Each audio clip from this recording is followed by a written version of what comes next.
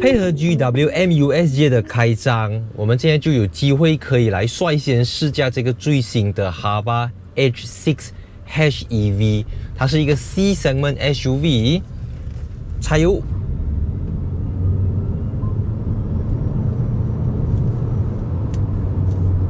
它的这个 powertrain 啊，相当的安静，因为它是一个 hybrid， 它不是 plug-in hybrid 啊，它是一个 1.5 liter 的引擎，再加上 1.6 kWh 的这个锂离子电池。那如果是 PHEV 就是45 kWh， 所以它的电池是非常的小，就放在行李箱空间的下面。所以这样子做的好处就是，当然是引擎只有150 PS 跟230 Nm。可是因为它有了 Hybrid 系统的加持跟辅助，让到它的综合输出高达243个 PS 和530个 Nm， 这个算是非常高了的，对于一个 1.5 的 SUV 来讲。然后这个 Hava H6 啊，我对它算是久仰大名，因为我之前看很多中国的新闻都说这个车子是中国的 SUV 销量冠军，而且不是1年，不是2年，是连续很多年都是中国销量第一的这个 SUV。那它不只是在中国，像在泰国市场推出了过后，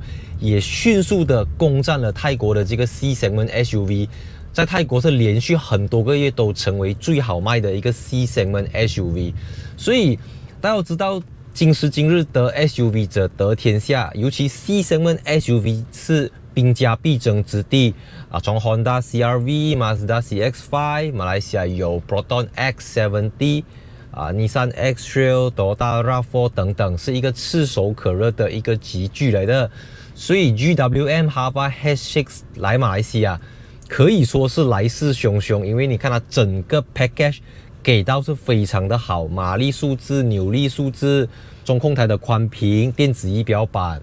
全景的玻璃天窗。然后里面用的 material 做工用料等等，它是 hard plastic， 不过它有缝线，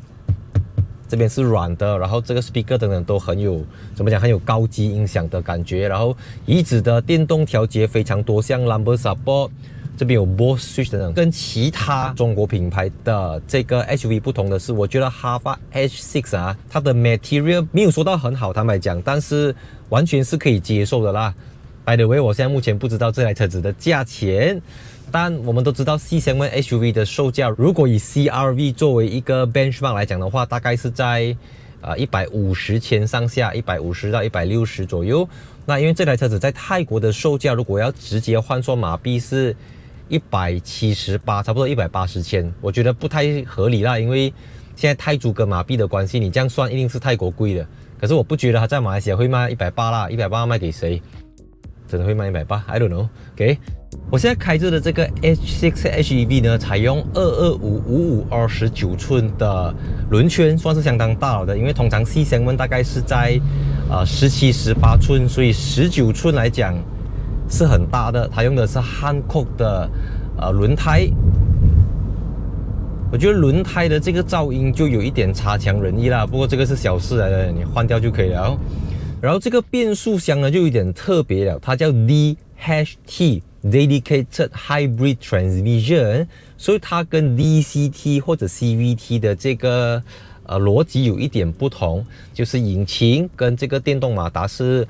有分开输出的，所以它有时候是由这个电动马达来独立驱动车子，有时候又交由引擎，有时候又是引擎负责去帮这个电池给充电这样子。其实它是我第2台驾的 GWM， 第1台是这个 Aura Good Cat 嘛，所以我觉得里面的东西跟 Aura Good Cat 都是很像的。然后一样的问题就是他们过于简化了这个中控台，就保留了应该是6个按钮。而且我自己最不喜欢的就是中控台没有独立的冷气出风口的按钮，这个是一个很大的困扰，所以每一次你都需要去透过荧幕里面去调整，不是它罢了，所有这样子的车我都会 complain 啊。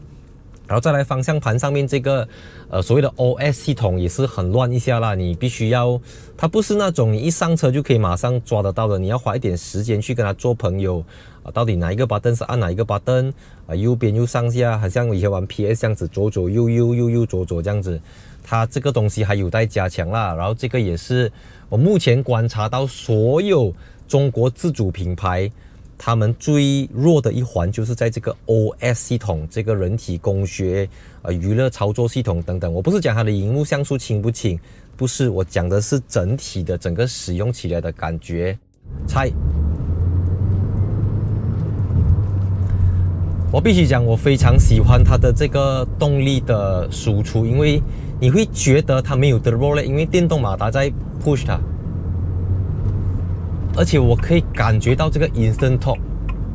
instant torque 通常是在电动车上面才会感觉到的，所以这个 Hava H6 我觉得如果跟市面上的，比如说 CR-V 如果是用 1.5L 的4气缸 Turbo 搭配 CVT 或者我们说 X7D 最新的 1.5L Turbo 3缸引擎搭配 DCT 都好，我觉得这个 Powertrain 是相当的有竞争力，因为它麻雀虽小，它的 CC 排量不高，但是你踩起来你就 feel 到了，这个不是开玩笑的。你看它的这个 combined 的 Newton meter 它的综合扭力有高达530个 Newton meter， 它不是吹的，因为你 feel 得到的。只是它有一个东西比较难拿捏，是它的 brake。I mean 几乎所有 hybrid 车子的 brake 都会有一个通病，就是它没有这么刺，它有一个缓冲地带，因为它有可能有这个 regen 的功能，变成你在踩的时候你要提前踩，然后它整个 brake feel 不是这么理想，不是这么好，把东西是这样子的，有一好没有两好。 OK， 我们现在出踩，哇，很飘一下这个悬挂。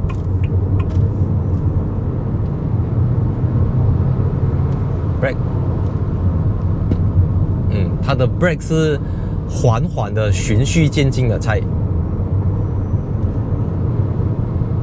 风切声有一点，不过整体来讲，我觉得车子的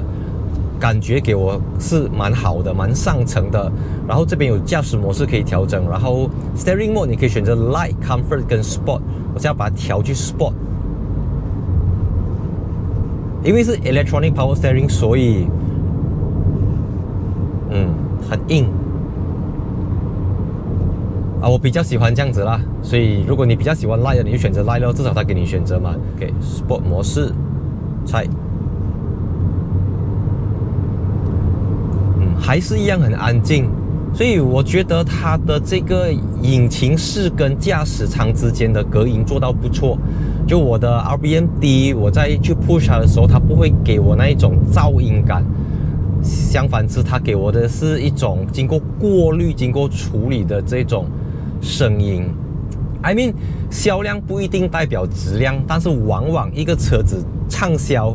它在中国畅销，它在泰国畅销等等，一定必有其道理。OK，I mean， 存在未必既合理啦，但是以这种情况下，通常它会卖得好，一定在某些方面，可能它的底盘，可能它的悬挂、避震等等都是 OK 的。那空间的话，我觉得是中规中矩啦，因为 C segment 就是 C segment 的空间哦，后排空间、行李箱空间。C segment SUV 是我觉得真正的 SUV， 因为所有的 B segment SUV 都不适合人乘坐啦。OK， 包括什么 HRV 啦、CX3 啦、CHR 啦。OK， 因为通常只有 C segment SUV 后面才会给你Multi-Link的多连杆悬挂。是的 ，H6 HEV 后面是多连杆悬挂，而且它的轴距比较长，是2738mm， 比同级的对手长踩。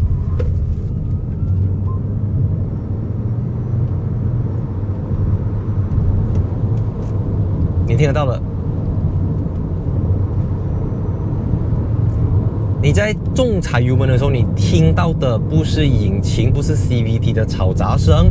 而是电动的声音，那种这样子的声音。这个给我的感觉是很好，因为什么情况啦？如果看什么情况，如果你是6气缸、8气缸那种你就需要声音。可是以这种Passenger car 这种一般人使用的，你不需要这样吵，越安静越好，越 smooth 越好。所以就这个 smoothness 来讲，我完全能够接受踩。OK， 只是美中不足的就是我现在去到 Sport 的 Steering， 这辆车子还是给我很轻、很飘、很浮的感觉。呀，这个东西让我不是很有信心。我觉得这个，如果是我要买这辆车子，我会希望它可以更加的硬，可以更加的 stiff， 哪怕影响到它的舒适程度，我都 OK。因为这样子我会觉得，怎么讲？因为这是一辆有力的车，如果它是没有力的车 ，forget it，just 给它 comfort 就好了。可是它又有力哦，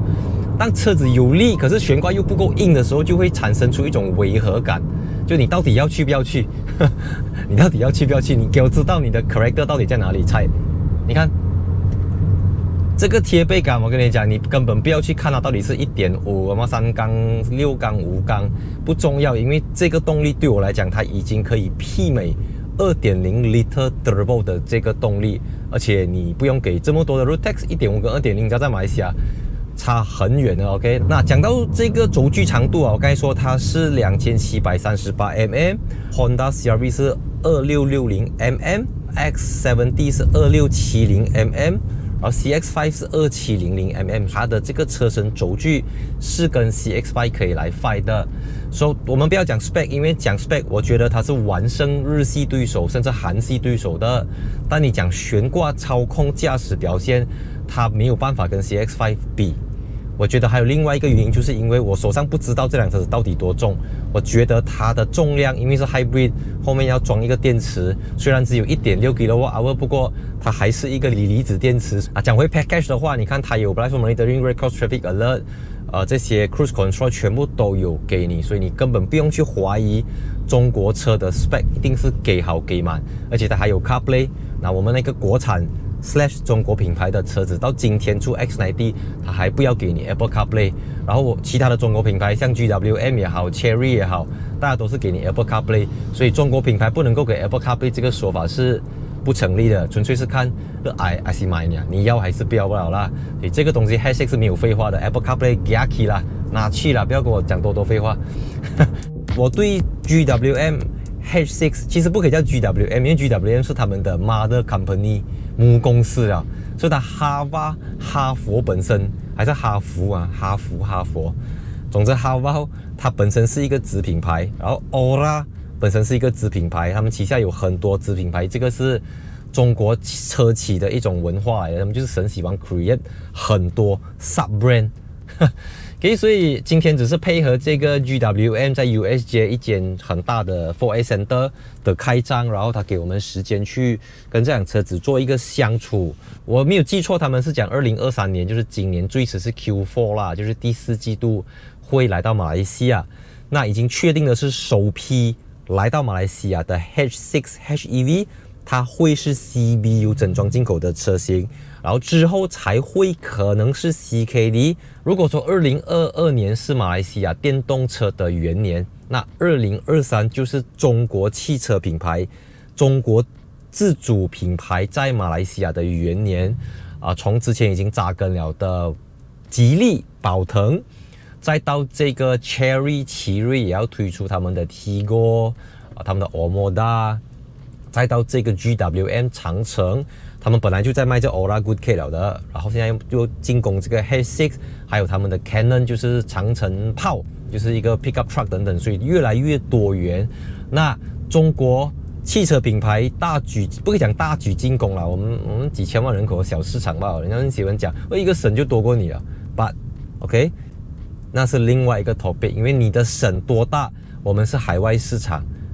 你还是要以马来西亚的市场作为战略考量，去辐射东南亚、泰国、印尼等等。隔行如隔山，隔了一座市场，你必须要谦虚的去学习呀。作为一个汽车评论员，我非常的开心看到有更多百花齐放、百家争鸣来到马来西亚的市场。所以喜欢我的影片，或者我不知道你在中国可能是，或者你在泰国可能是 H6 的车主，也欢迎分享一下你对于这台车子、这个品牌、这个企业的看法。And see you in my next video. 3, 2, 1, cut. Okay, cut.